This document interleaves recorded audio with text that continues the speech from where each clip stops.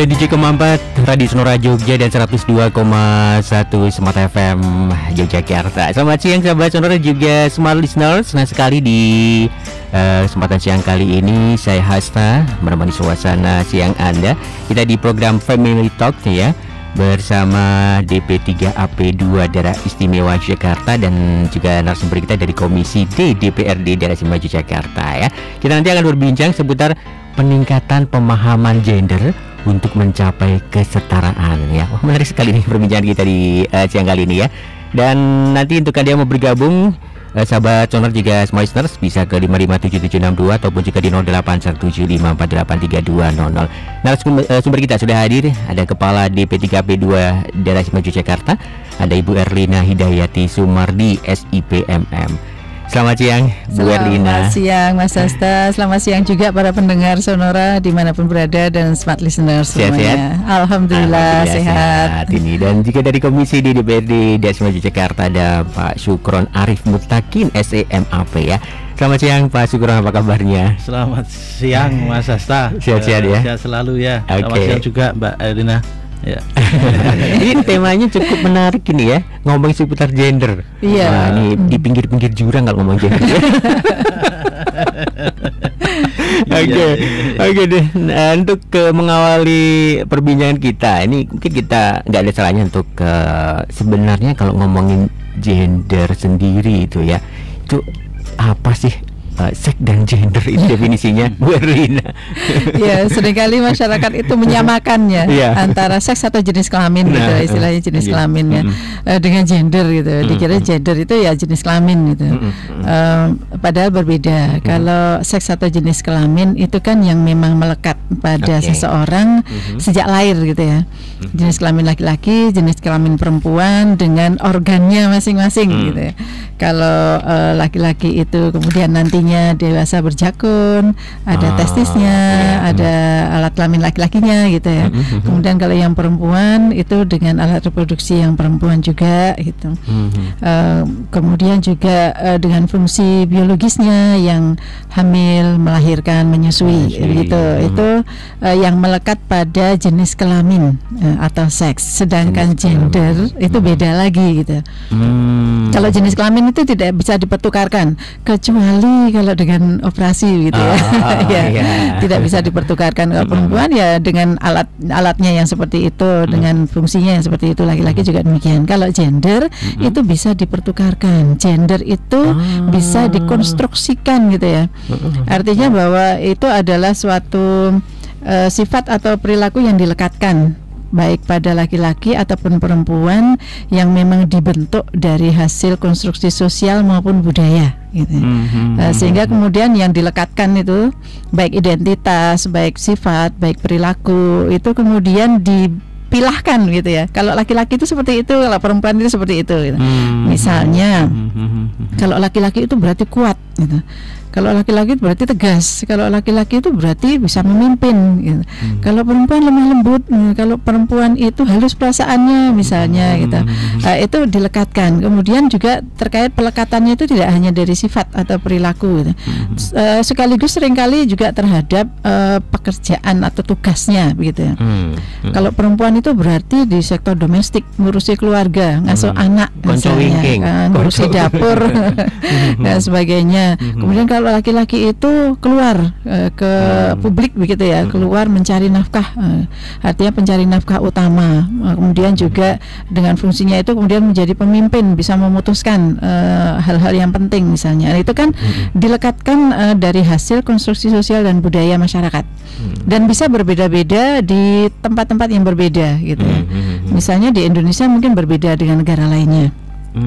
Di Indonesia pun antar provinsi misalnya gitu, atau antar suku bahkan gitu ya, itu bisa berbeda-beda. Ada yang memberikan peran perempuan itu lebih gitu, bahkan ke sektor yang publik gitu, bekerja, mencari nafkah dan sebagainya. Tetapi juga ada yang tidak gitu. Ada yang lebih ke domestik gitu. Itu berbeda-beda antar wilayah, antar suku gitu. Nah, itu adalah gender. Ya, artinya dilekatkan sebagai hasil dari konstruksi sosial dan budaya. Termasuk kalau cowok itu sebagai kepala keluarga gitu. Iya, seperti itu. Karena dianggap lebih kuat, lebih bisa memimpin, lebih bisa memutuskan, seperti itu, sehingga kemudian dijadikan kepala keluarga. Meskipun dan gender itu bisa berbeda-beda antar waktu.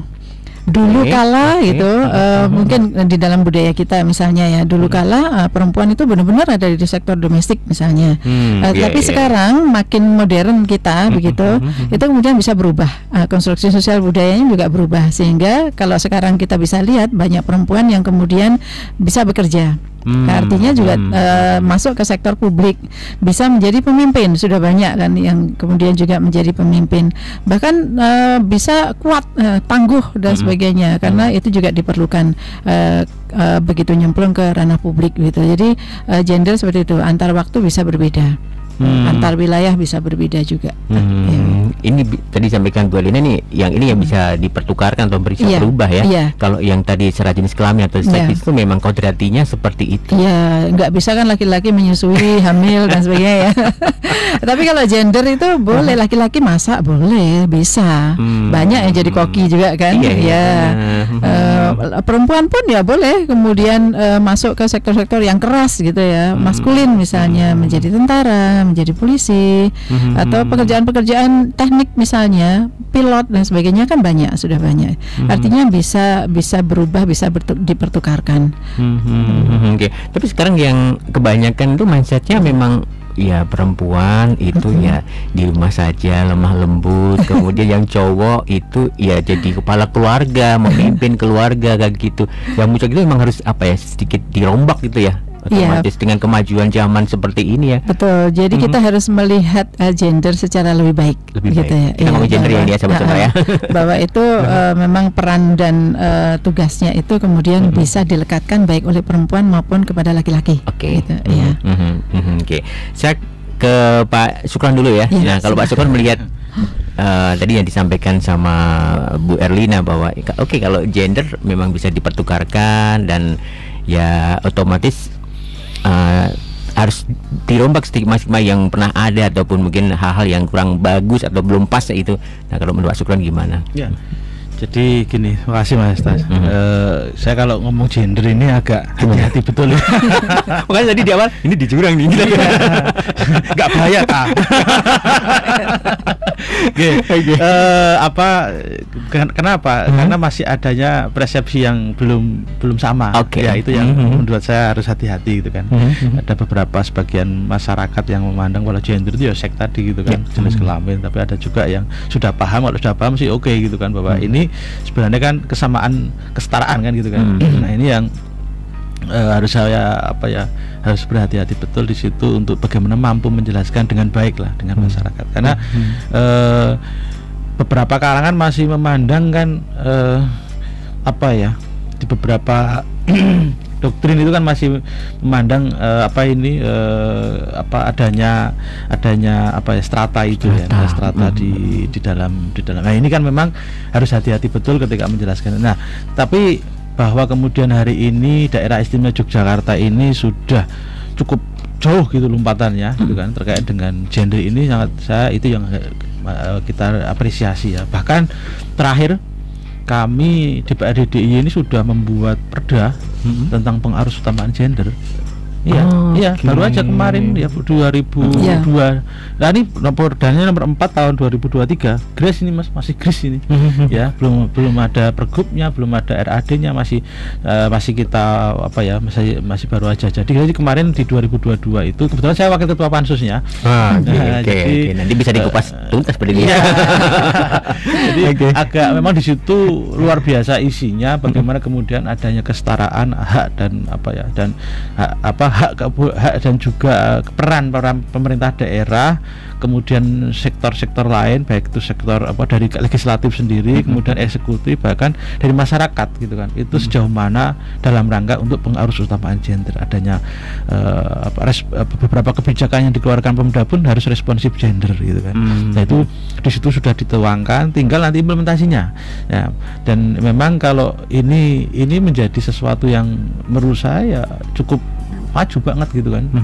Bagaimana kemudian setiap kebijakan yang dikeluarkan masing-masing OPD ya tidak kemudian ya harus responsif gender gitu kan. Tidak hanya tempat Ibu Erlina, ya semua gitu kan, karena Perda ini mengatur untuk semua instansi. Bahkan pada beberapa di beberapa bahkan tidak hanya di DIY, bahkan sampai ke bawah nanti ke pemerintah kabupaten, kemudian ke pemerintah di bawahnya. Dan ini harus kita dorong bareng-bareng agar tujuan dari adanya Perda ini tercapai, Mas. Gitu, Mas. Oke. Jadi bahasanya tidak ada lagi ketimpangan antara perempuan dan laki-laki itu ya. Di semua sektor sama ya. Jadi ada keadilan gender. Keadilan gender. Adilnya di sini seperti apa, Bu Erlina? Ya, artinya bahwa pembangunan itu kan untuk semua orang ya. Ya, tidak boleh ada yang tertinggal di dalam pembangunan. Nah, perempuan pun juga demikian. Nah, semua harus melihat gitu di pembangunan daerahnya masing-masing, termasuk di DIY itu apakah masih ada diskriminasi misalnya atau subordinasi misalnya yang itu kemudian mengakibatkan adanya ketimpangan atau deviasi lah istilahnya ya. Deviasi di dalam pembangunan di mana hanya salah satu yang bisa mengakses, yang bisa mengkontrol, yang bisa berpartisipasi gitu ya. Sehingga itu juga harus dilihat. Kalau di dalam data kemudian terlihat bahwa ternyata yang lebih bisa mengakses, yang mendapat manfaat, yang bisa berpartisipasi dan bisa mengontrol itu ternyata lebih banyak laki-laki gitu. Artinya ada deviasi gitu. Perempuan kurang bisa, artinya angkanya masih rendah. Nah, maka kemudian pembangunan juga harus fokus bagaimana mengangkat perempuan ini supaya bisa melakukan 4 hal tadi, bisa mengakses, bisa berpartisipasi, bisa mengambil manfaat dari pembangunan dan juga bisa mengkontrol pembangunan. Nah, sehingga antara laki-laki dan perempuan ini memiliki hak yang sama gitu untuk bisa mendapatkan hasil-hasil pembangunan tadi dengan adil gitu. Untuk kualitas hidup yang sama baiknya begitu istilahnya. Nah, maka memang karena pembangunan ini kan tidak hanya di bidang kami ya, di OPD kami, tapi juga dilakukan oleh semua OPD gitu. Sehingga ya semuanya memang harus bergerak bersama, melihat di datanya masing-masing apakah masih ada ketimpangan gender gitu, apakah masih ada deviasi tadi di dalam pembangunan sektornya. Sehingga mana yang masih timpang, nah itu yang harus kemudian diintervensi. Tidak mesti kemudian yang timpang itu perempuan, tergantung dari datanya ya. Kalau yang ternyata yang timpang itu ternyata angka rendahnya itu ada di laki-laki, ya kemudian harus ada intervensi juga untuk bisa mendorong pembangunan itu supaya lebih bisa diakses dan lebih bisa berpartisipasi dari pihak laki-laki, seperti itu. Cuma memang karena sebagian besar data itu ternyata ketimpangannya itu ada di perempuan, sehingga kemudian perempuanlah yang didorong untuk kemudian bisa mendapatkan 4 hal tadi. Kalau dari yang disampaikan Bu Erlina bisa saya ambil sebuah garis bawah. Ini sebenarnya tidak hanya sekedar menomorduakan itu ya, menomorduakan kaum perempuan, tapi juga mestinya menghilangkan atau mengubah superioritas dari laki-laki itu ya, Pak Sukron ya, dari semua bidang aspek kayak gitu. Ya, karena itu tadi saya sampaikan di awal tadi bahwa masih ada gitu kan pandangan gitu kan, pandangan dari sebagian masyarakat gitu kan ya, bahwa laki-laki itu harus superior dari perempuan, itu yang harus dikikis. Dan kalau memang laki-laki nggak punya kompetensi, ngapain dia jadi pemimpinnya kan gitu kan? Ya kalau yang perempuannya lebih kuat ya nggak masalah kan, ya di situ di posisi-posisi yang mungkin itu membutuhkan potensi yang ada di masing-masing gitu kan. Misalnya kalau yang supir misalnya harus laki-laki juga, nggak harus juga kan gitu kan. Perempuan pun sekarang banyak yang bisa nyupir kan misalnya kan gitu kan, nggak masalah gitu kan. Saya berkali naik Gojek atau Grab itu ya perempuan yang ya nggak masalah sih sebenarnya. Itu bagian menurut saya sih yang harus mulai dikikis. Dan di dalam Perda ini pun juga mengatur, Mas, itu itu nanti ke teman-teman badan usaha juga seperti itu, tidak hanya di pemerintah. Bagaimana kemudian lembaga-lembaga usaha ini juga menerapkan hal yang sama terkait itu. Kalau benar-benar berdasarkan kompetensi ya kompetensi itu gitu kan. Banyak sekarang kok di DIY ini kepala dinas itu yang Serikandi ini ya. Banyak kayaknya. Ya, karena memang punya kompetensi gitu ya. Karena memang kompetensi ya kenapa why not gitu kan, kenapa tidak ya. Dan memang saya kira itu bentuk bagian bahwa mulai di Jogja ini ya cukup tinggi angkanya, di beberapa tempat sudah banyak yang dipimpin oleh perempuan, dan saya yakin akan berbeda gitu kan sentuhannya gitu kan.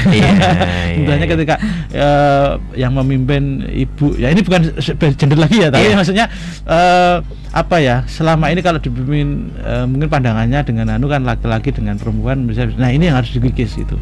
Bagaimana kemudian ketika memimpin ya harus sama. Kalau memang punya kompetensi itu ya kasih dong itu kesempatan untuk itu. Itu Mas. Okay. Jadi kalau kita perhatikan dari datanya Mas, dari 3.600.000 sekian juta jiwa gitu ya, 3,6 sekian gitu, 50,51%-nya adalah perempuan. Artinya bahwa agak imbang di DIY ini gitu ya, antara laki-laki dan perempuan gitu. Sedikit separuh lebih dikit gitu adalah perempuan gitu. Sementara dari 50,51% penduduk DIY itu yang perempuan itu tadi, 68,65%-nya itu ada di usia produktif, Mas. Nah, sehingga cukup banyak perempuan yang ada di dalam usia produktif. Kalau itu kemudian tidak diberdayakan gitu ya, tidak dimanfaatkan untuk bisa mendorong pembangunan supaya lebih cepat lagi, lebih optimal lagi, kan eman-eman ya. Sementara ini kan SDM yang juga potensial, yang kemudian kalau bisa diberdayakan dengan lebih optimal, maka ikut mendorong bersama laki-laki tadi untuk pembangunannya menjadi lebih baik. Begitu. Nah, untuk itu kenapa kok kemudian pemberdayaan perempuan, kemudian juga mencari celah-celah mana yang masih ada ketimpangan gender untuk kemudian diatasi, itu penting supaya para perempuan yang persentasenya besar di usia produktif ini tidak mengalami hambatan di dalam meningkatkan dan berpartisipasi di dalam pembangunan gitu. Dengan produktifnya mereka tadi. Nah, sehingga kita sangat berharap kemudian di DIY ini sama-sama antara laki-laki dan perempuan gitu ya. Artinya tidak lalu kemudian laki-laki itu dikerek-kerek, tidak gitu. Tetapi supaya sama-sama optimal ya, antara laki-laki dan perempuan untuk bisa mendorong pembangunan lebih optimal. Begitu. Nah, sehingga harapannya nanti kan kualitas hidupnya baik laki-laki maupun perempuan itu akan tinggi, akan meningkat gitu. Dan itu sangat penting karena dengan begitu maka kemudian nantinya ketika berkeluarga juga sama-sama dalam kondisi yang optimal gitu ya, dengan kemampuan yang optimal. Ketika kemudian mengasuh anak secara bersama-sama juga bisa kemudian mendorong pengasuhan anak yang lebih baik, sehingga anak-anak generasi kedepannya nanti juga akan menjadi SDM dari DIY yang optimal juga. Nah, itu harapannya seperti itu. Oke, jadi kaum laki-laki Pak Sukron ini nggak usah merasa tersaingi Pak. Karena harus bersama-sama. Ya. Jadi pemberdayaan perempuan itu tidak berarti kemudian ngerek ke laki-laki, tidak gitu. Tetapi ini area-area yang masih belum tersentuh pembangunan, begitulah. Itu yang kemudian kita push gitu, kita dorong gitu. Oke. Bu Erna sama Pak Sukron nih, kalau kita coba flashback nih, sebenarnya stigma negatif terhadap perempuan yang mesti dihilangkan itu yang stigma yang seperti apa sih ini? Ya, jadi kalau kadang-kadang muncul di masyarakat itu kan idiom atau apa namanya itu, semacam stereotype gitu kan, kayak semacam konco wingking, konco kan itu kan hanya seperti itu kan, itu berkembang juga dan masih ada ya di kampung-kampung masih ada. Jadi kayak semacam ya hanya untuk tadi di sektor-sektor domestik ya, tidak kemudian karena masih ada pemahaman itu tadi, kemudian masih beberapa orang masih memahami itu bahwa itu doktrin-doktrin seperti itu masih ada. Hanya memang pejuang-pejuang gender itu sudah mulai masuk ke kampung-kampung, ke lembaga-lembaga yang itu memang harus didorong. Jadi kesadaran itu dibangun dengan, maksud saya jadi nggak bisa kemudian kita hanya melawan doktrin itu dengan dengan dijak diskusi, tapi dengan karya menurut saya gitu kan.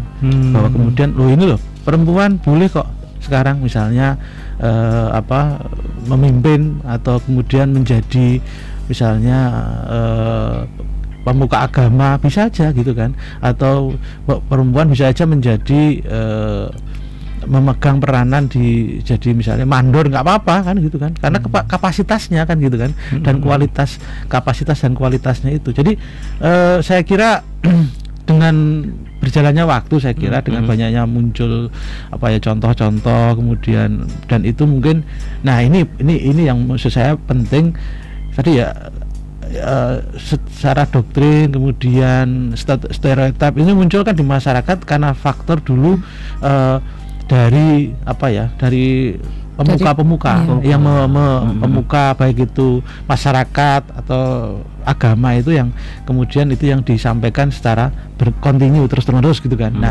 Nah ini harusnya ke depan ya menurut saya kita harus juga ada agenda ke sana, bagaimana kemudian para pemuka masyarakat itu diberikan pemahaman yang sama terkait dengan PUG ini gitu kan. Jadi kalau masyarakatnya sih saya kira kalau akan lebih cepat gitu kan, lebih cepat kemudian mencapai target itu kalau kita yang kita berikan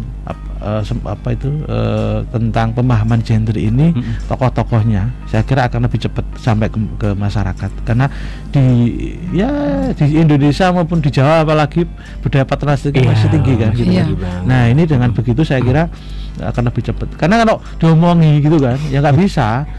Yang saya diomongi misalnya kadang-kadang kan ya manusiawi dan juga kodratiah itu laki-laki perempuan itu pasti berbeda kan gitu kan, secara sifat maupun kanunya. Nah ketika Indonesia bojone gitu diomongi suami diomongi istri ya mesti gelem gitu kan.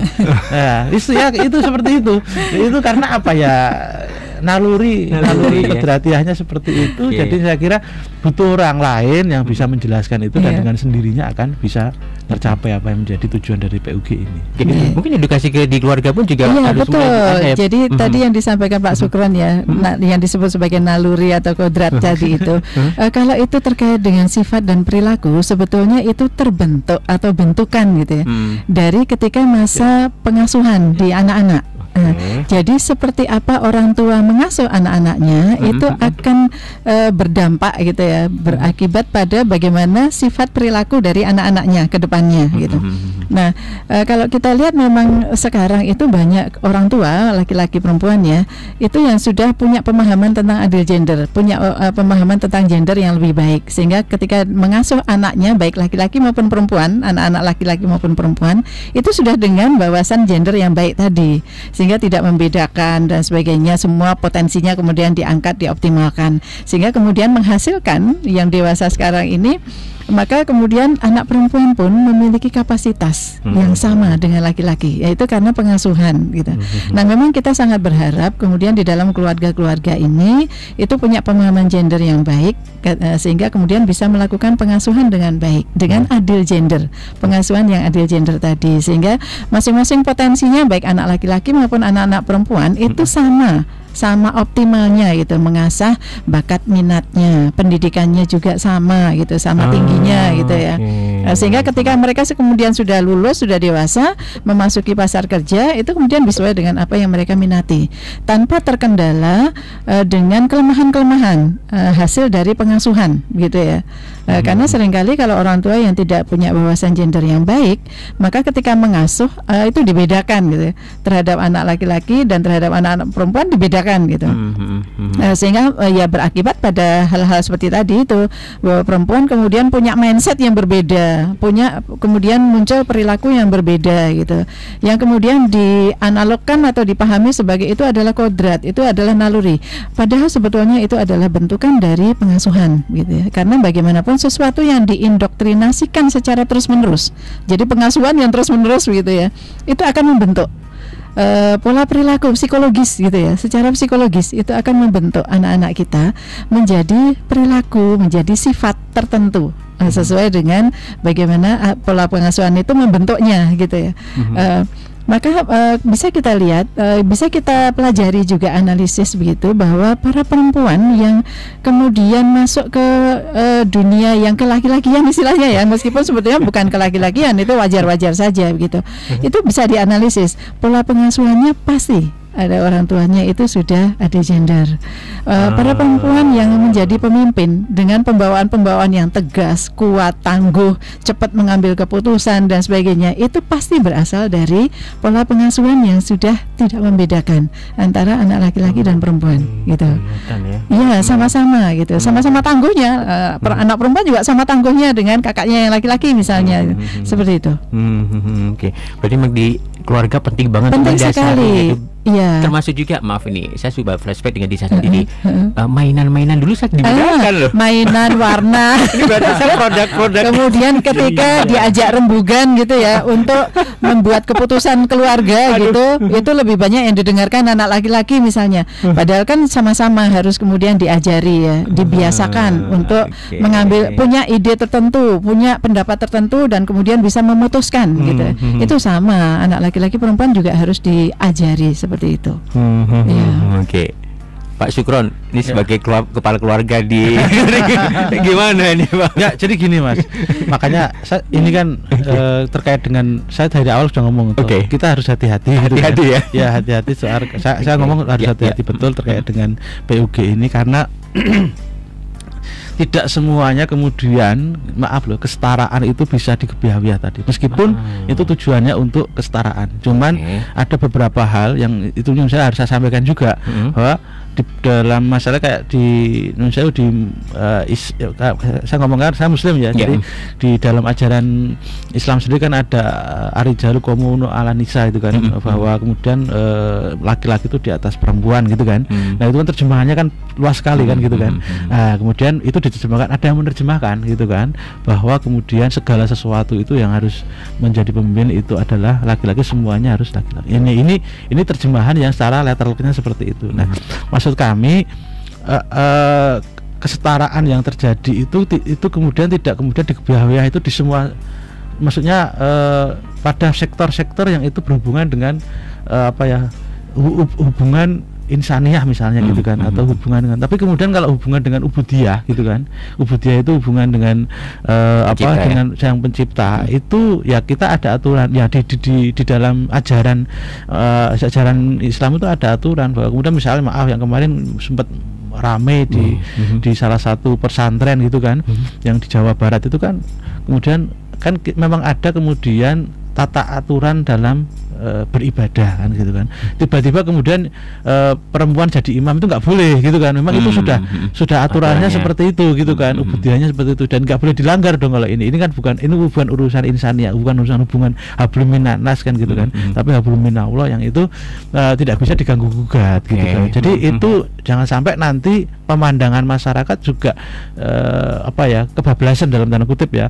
Itu kemudian oh jadi boleh dong seperti itu kita semuanya kan harus kesetara kan gitu kan. Bukan seperti itu, bahwa kemudian ada hal-hal tertentu yang terkait dengan hubungan dengan ubudiyah, keagamaan itu ya, itu wilayah-wilayah yang mungkin harus kita berikan ruang yang berbeda di situ. Karena kalau kita paksakan itu akan jadi benturan dan itu akan menjadi permasalahan yang justru akan menjadi sebuah persoalan sendiri ketika nanti itu dipaksakan masuk di situ. Jadi kalau saya memahami bahwa kalau sepanjang kesetaraan itu ada, ya itu bagian porsinya saya situ. Pada porsinya. Jadi misalnya perempuan mampu ya boleh monggo silakan gitu kan. Maaf kalau laki-laki misalnya ini juga saya sampaikan, misalnya kalau kesetaraan apakah mampu dan mau misalnya gitu kan. Perempuan kemudian ada mau diberikan tugas misalnya yang terkait dengan membutuhkan kekuatan besar misalnya, kalau di kampung misalnya mau nggak jadi laden tukang misalnya kan gitu kan, atau mau nggak jadi macul mau nggak misalnya kan gitu kan. Kalau yang kalau itu kan terjadi di kampung gitu kan. Beda misalnya kalau karena memang itu terjadi, tapi saya melihat beberapa tempat itu juga sudah ada kok laden tukang itu yang pekerja kasar ya. Nah itu memang ada yang perempuan juga. Nah itu bisa nggak sampai segitunya, kalau memang itu dia mampu ya boleh-boleh saja kan gitu kan. Tidak perlu ada kemudian wah mesake gitu kan. Nah, karena sudah konsekuensi kesetaraan di situ gitu kan. Tidak hanya kemudian kami sebagai kaum laki-laki harus memahami gitu kan, tapi perempuan juga harus memahami bahwa kemudian tugas-tugas kita yang butuh kekuatan besar itu mampu nggak dilakukan oleh kaum Hawa kan gitu kan. Kalau itu oke, ya itu sudah terjadi seperti itu. Tidak kemudian harus memaksakan, tapi porsi dan pemahaman menurut saya itu pemahaman masing-masing harus sama, itu oke menurut saya. Jadi nggak perlu kemudian kesetaraan itu hanya dipakai ketika maaf kaum Hawa ini memperjuangkan hak-haknya, tapi kamu laki-laki kemudian nggak diperjuangkan, enggak juga kesetaraan ya. Itu ya sama gitu kan, bahwa kami juga kaum laki-laki ya bisa menjalankan bisa memerankan apa yang kemudian itu menjadi stereotipnya perempuan misalnya gitu, tanpa kemudian mengurangi loh naluri kodratiahnya tadi. Ya, oke, baik. Gitu. Pak Syukur sama Bu Erina, kita break dulu ya. Boleh. Ini menarik ini, karena wanita itu harus dimengerti, Pak. Lagunya gitu. Oke, kita harus break dulu untuk tanda waktu dan komersial. Sahabat Sonora juga semua listener, terima kasih untuk Anda yang terus bergabung. Sonora FM.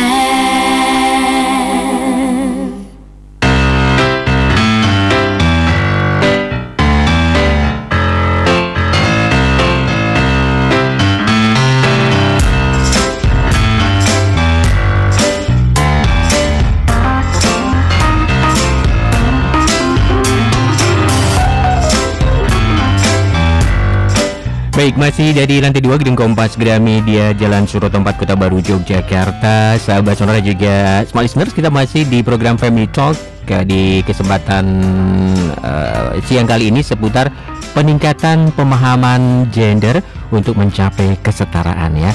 Bersama narasumber kita adalah beliau Kepala DP3 AP2 Dasima Yogyakarta, Ibu Erlina Hidayati Sumardi, SIPMM, dan dari Komisi D DPRD DIY Bapak Syukron Arif Mutakin SEMAP ya. Tadi sudah banyak disampaikan berkaitan dengan kesetaraan gender seperti apa, dan tadi juga di akhir sebelum kita break tidak semua bisa dikebiah-uyah gitu ya Pak Syukron ya, dan juga Bu Erlina, tetap ada hal-hal tertentu yang memang itu menjadi sebuah batas lah kewajaran ya. Nah, Bu Erlina ini dan juga Pak Syukron, kalau berkaitan dengan tadi disampaikan tema kita berkaitan dengan kesetaraan, ketimpangan gender ini apakah juga menjadi sebuah pengaruh tindakan kekerasan kayak gitu Bu Erlina? Ini sudah mulai berat ini. Iya, memang sebagian besar, artinya kekerasan itu biasanya dari hasil kasus, analisis kasus-kasus dan sebagainya itu karena adanya relasi kuasa, Mas. Artinya merasa lebih berhak, merasa lebih menguasai gitu ya, lebih berhak untuk menguasai korbannya gitu. Bisa antara suami terhadap istri, bisa antara orang dewasa terhadap anak, bisa antara orang tua terhadap anak gitu. Ada yang guru terhadap murid, ada yang tokoh masyarakat terhadap masyarakatnya dan sebagainya. Artinya ada relasi kuasa yang tinggi gitu. Nah, itu pun di dunia pendidikan juga terjadi ya. Dosen dengan mahasiswa terhadap mahasiswanya, guru terhadap siswa, ya itu relasi kuasa gitu. Bahkan juga tokoh agama misalnya dan sebagainya. Itu ada kasus-kasus kekerasan yang demikian. Nah, terhadap gender ini juga demikian. Ketika misalnya laki-laki merasa lebih berkuasa gitu ya, merasa lebih mampu mengelola atau ngurusi perempuan gitu. Nah, kemudian ada kecenderungan untuk menguasai, kecenderungan untuk mengatur, kecenderungan untuk melakukan banyak hal yang bisa jadi itu kemudian menimbulkan ketidakadilan. Kemudian juga menimbulkan kekerasan. Kekerasan tidak harus fisik, psikis pun juga kekerasan. Seringkali juga kemudian berakibat pada terjadinya kekerasan secara fisik juga gitu. Penelantaran juga demikian. Kasus-kasus yang kami tangani itu kan banyak demikian itu. Kekerasan fisik, psikis, seksual bahkan gitu. Laki-laki terhadap perempuan sebagian besarnya. Kemudian penelantaran, bahkan perdagangan orang gitu ya, yang diperdagangkan juga banyak perempuan gitu. Nah, itu kan kekerasan, sehingga memang kenapa kok kemudian pembangunan yang berkeadilan gender itu penting untuk kita dorong begitu, supaya kemudian masing-masing jenis kelamin ini memahami gitu ya peran dan tanggung jawabnya gitu, untuk kemudian sama-sama gitu, sama-sama masuk atau berperan di dalam pembangunan dengan baik, tidak lalu kemudian melakukan kekerasan terhadap jenis kelamin yang lain gitu. Meskipun ada juga kasus kekerasan yang perempuan terhadap laki-laki juga ada gitu. Tapi memang selama ini kasus yang ditangani oleh lembaga-lembaga layanan korban kekerasan itu sebagian sangat besar korbannya adalah perempuan dan anak ya. Ya. Itu yang menjadi perhatian gitu. Nah tadi sudah kita ceritakan juga terkait dengan subordinasi, di mana ada jenis kelamin tertentu yang kemudian dianggap lebih rendah gitu ya. Sebagian besar ini adalah perempuan yang dianggap lebih rendah. Kemudian ada stereotip tadi sudah disampaikan Pak Sukron gitu, pelabelan atau dicap gitu. Kalau perempuan itu lemah lembut, perasa, lebay gitu, gampang nangis, cengeng gitu ya, nggak rasional, emosional. Padahal itu adalah konstruksi ketika hasil pola pengasuhan tadi gitu kan ya, dari orang tuanya gitu. Nah itu kemudian bisa berakibat juga terhadap adanya kekerasan gitu, dari yang punya kuasa lebih tinggi tadi terhadap yang subordinatnya tadi itu. Oke. Tapi gini Pak Sukron juga Bu Erlina, ketika terjadi ketimpangan gender terus yang maaf dalam kutip lemah itu ya, mungkin istri atau mungkin siapa kayak gitu melakukan sebuah perlawanan, kadang-kadang muncul juga anggapan wah ini cari sensasi, wah ini mencemarkan nama baik keluarga. Itu gimana kalau muncul hal-hal ya sebenarnya karena tadi pemahaman yang belum sama sebenarnya.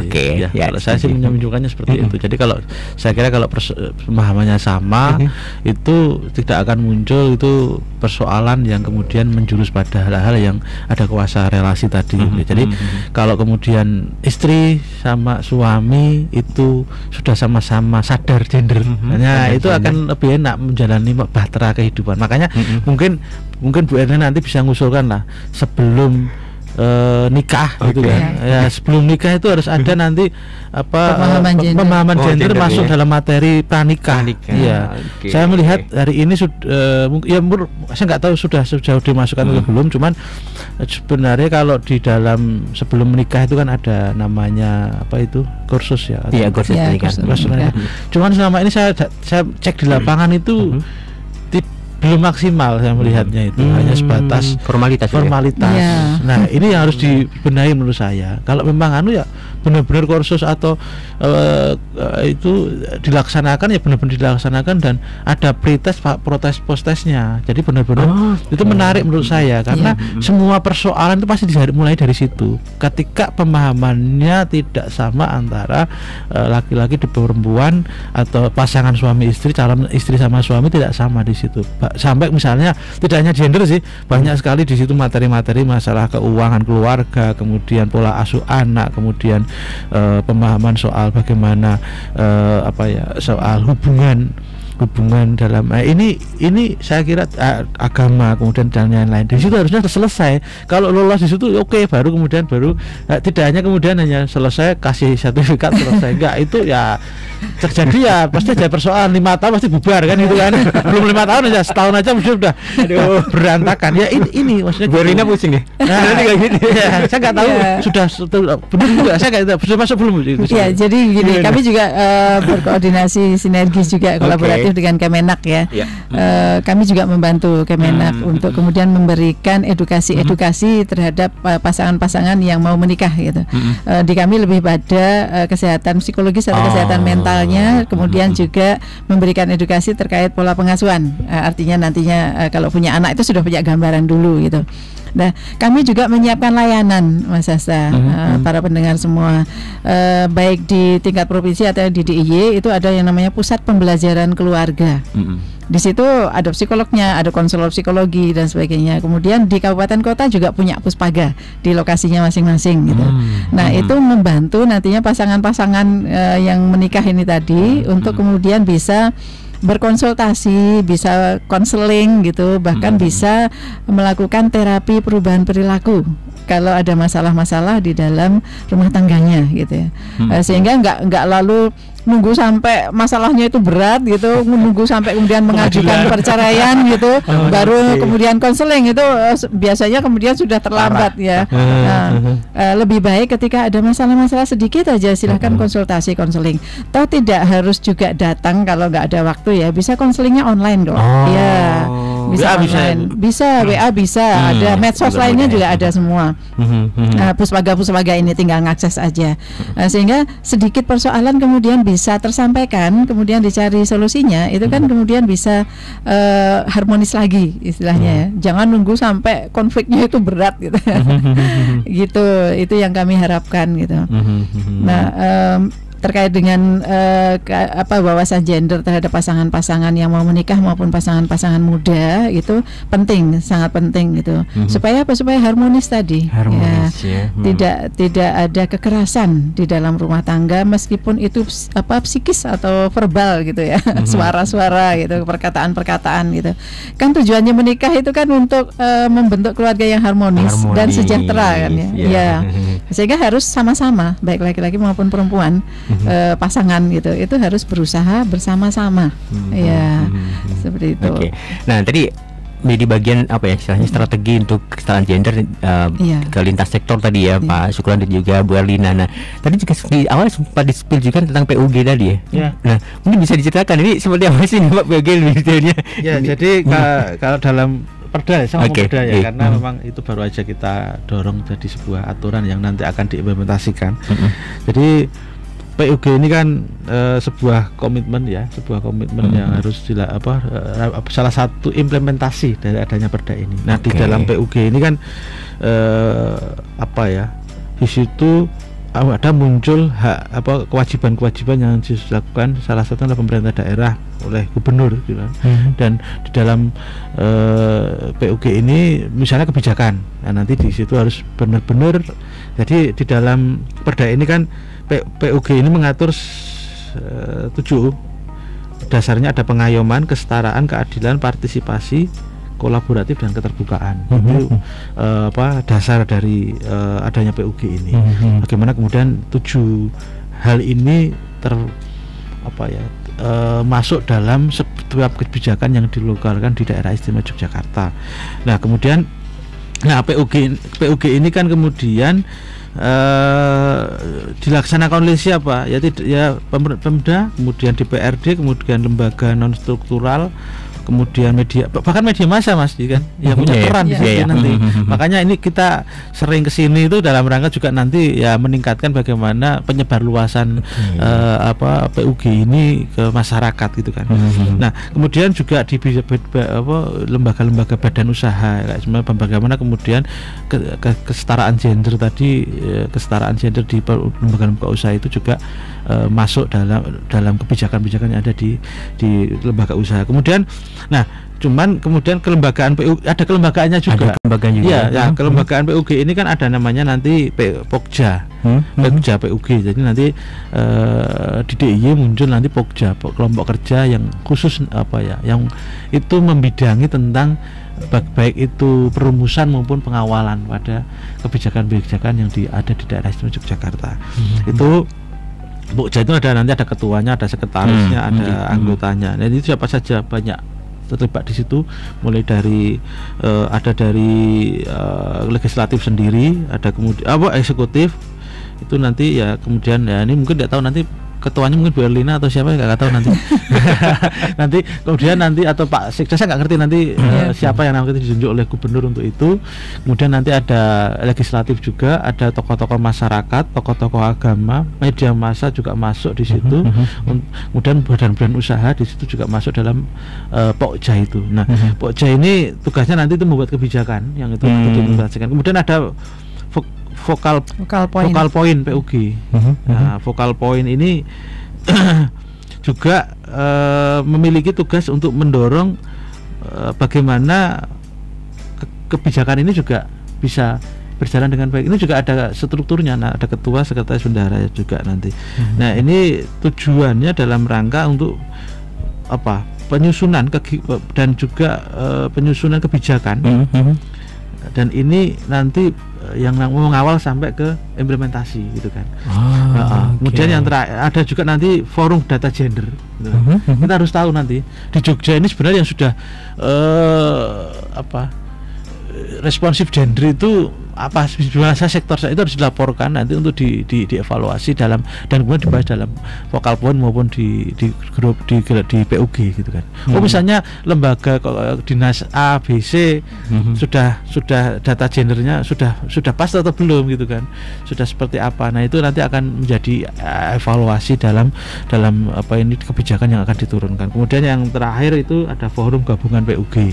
Nah forum gabungan itu semuanya akan ya membuat kebijakan secara global untuk bagaimana kebijakan-kebijakan yang akan dikeluarkan dengan pemerintah daerah, kemudian dengan pemerintah kabupaten, kabupaten, kota, kemudian yang lain-lain lebih luas kalau itu nanti. Gitu. Jadi sebenarnya perangkatnya sudah kita siapkan. Udah disiapkan ya. Semoga aja ya, semoga nanti apa yang menjadi gambaran kemarin pas rapat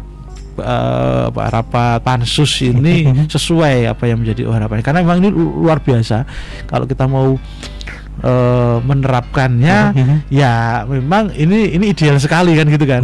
Nah ini harapannya nanti bertahap bagaimana kemudian setiap tahun ada hasil-hasil yang target-target yang mau dicapai seperti apa.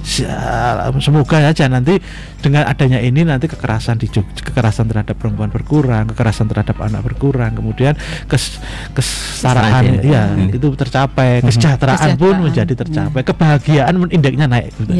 Oke lah, mulia banget ini. Ya, demi bersama ya.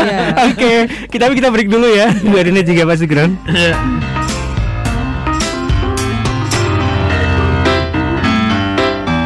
Radio Sonora.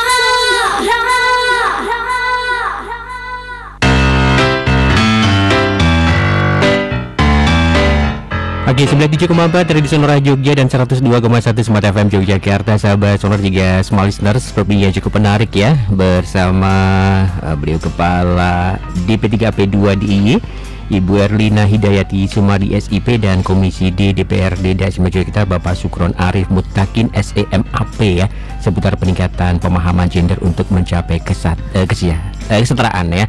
Nah, menarik tadi perbincangan kita hingga di menit ke hampir 50 tadi ya. Banyak inspirasi, banyak membuka wawasan kayak gitu ya. Nah, dan juga tadi sudah disinggung di akhir tadi seputar PUG itu apa sih maksudnya gitu ya, Bu Erlina juga Pak Sukron. Nah, untuk mengakhiri kebersamaan kita ini mungkin bisa digaris bawahi apa cartanya ini, Bu Erlina dan juga Pak Sukron ini. Bahwa untuk DIY ini, meskipun DIY itu indeks untuk pembangunan gendernya itu sudah paling tinggi senasional gitu ya dibanding provinsi-provinsi lain, tetapi IPM-nya antara laki-laki dan perempuan ini pun itu masih ada kesenjangannya, masih ada deviasi gitu. Di tahun 2022 itu deviasinya 4,88. Artinya pembangunan itu belum sampai adil gender banget gitu ya. Kalau adil banget kan segaris antara IPM laki-laki dan perempuan, tapi kita masih ada deviasi. Laki-laki lebih tinggi dibanding yang IPM perempuan gitu. Nah, kemudian juga indeks pemberdayaan gendernya, indeks pemberdayaan gender yang diukur dari indikator-indikator sumbangan pendapatan, kemudian keterlibatan perempuan di parlemen maupun juga keterlibatan perempuan dalam pengambilan keputusan, artinya profesional gitu, pekerjaan-pekerjaan profesional itu juga IDG kita masih harus kita tingkatkan lagi. Nah, itu menunjukkan bahwa pembangunan itu memang belum adil gender, masih ada area-area di mana ada ketidakadilan gender yang menimpa salah satu jenis kelamin, dan kebetulan jenis kelaminnya yang masih belum bisa mengakses dengan optimal, seoptimal laki-laki itu perempuan gitu, sehingga kemudian arah pembangunan kita untuk yang ada gender ini pun diarahkan pada peningkatan keberdayaan perempuan gitu, untuk bisa mengatasi kesenjangan-kesenjangan yang ada, sehingga diharapkan nantinya perempuan itu bisa berpartisipasi dengan baik di dalam pembangunan, bisa mengakses juga pembangunan itu secara lebih baik lagi, kemudian juga bisa mengambil manfaat gitu gitu, sehingga kemudian bisa meningkatkan kualitas hidupnya untuk pembangunan itu. Kemudian juga bisa mengontrol, sehingga dengan mengontrol maka kemudian akan bisa melihat area-area mana yang masih memerlukan perbaikan-perbaikan, penyempurnaan untuk pembangunan yang adil gender gitu. Artinya bahwa perempuan di dalam usia produktif yang demikian besarnya ini itu kemudian diharapkan bisa berpartisipasi dalam pembangunan secara lebih baik, kualitas hidupnya juga baik gitu, sehingga kemudian bersama laki-laki bisa ikut mendorong pembangunan yang lebih cepat, lebih optimal gitu untuk kesejahteraan bersama, istilahnya begitu. Nah, kita harapkan nanti DIY ke depan ini dengan pembangunan yang adil gender, dengan pengarusutamaan gender di semua bidang atau sektor tadi, maka kemudian kesejahteraan masyarakat itu ikut terdorong naik begitu. Demikian Mas Hatta. Jadi monggo nanti peran kita semua ya, karena ya tidak hanya di pemerintah, termasuk juga di swasta, di masyarakat dan sebagainya, untuk kita semua kemudian punya pemahaman yang lebih baik lagi terkait dengan gender, dan kemudian ikut mendorong pada pengarusutamaan gender di semua bidang, di mana kita ikut terlibat di dalamnya begitu. Oke, Pak Syukron, ini mungkin apa ini? Selesai. Iya. Ya,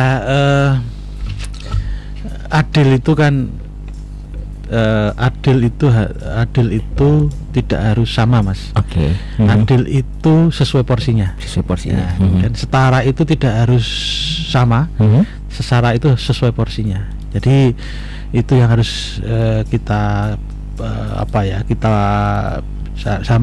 kita pegang, karena meskipun ada ini pengaruh PUG ini sudah menjadi sesuatu yang harus harus kita perjuangkan bersama. Cuman tadi saya sampaikan ada batas-batas mungkin yang jangan kemudian itu menjadi pemahamannya harus dipaksakan pada satu hal yang mungkin bukan menjadi ranah porsi yang harus disamaratakan gitu kan. Dan PUG ini kan tujuannya tujuannya adalah dalam rangka untuk kebahagiaan dan kesejahteraan masyarakat gitu kan. Bagaimana kemudian masyarakat itu meningkat kesejahteraannya, meningkat kebahagiaannya dengan melaksanakan sama-sama memiliki pemahaman yang sama terkait dengan pemahaman pengarusutamaan gender. Oke, baik. Menarik. Oke. Tapi terus lagi nih kebersamaan kita Pak Syukron dan juga Ibu Erlina. Nanti kita ketemu lagi di lain kesempatan dengan tema yang gak kalah menariknya ya. Oke, dan juga terima kasih untuk Anda sahabat Sonora yang sudah bergabung di Family Talk edisi di hari ini, dan saya mohon pamit, ketemu lagi nanti di program Sonora selanjutnya. Sampai jumpa.